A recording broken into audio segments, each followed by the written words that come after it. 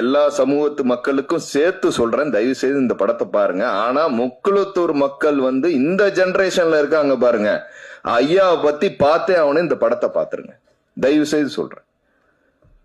என்ன நம்ம ஏன்னா இத நீங்க ஒரு ஜாதிய படமாவே பார்க்காதீங்க, எல்லாருமே பார்க்கணும் இந்த படத்தை.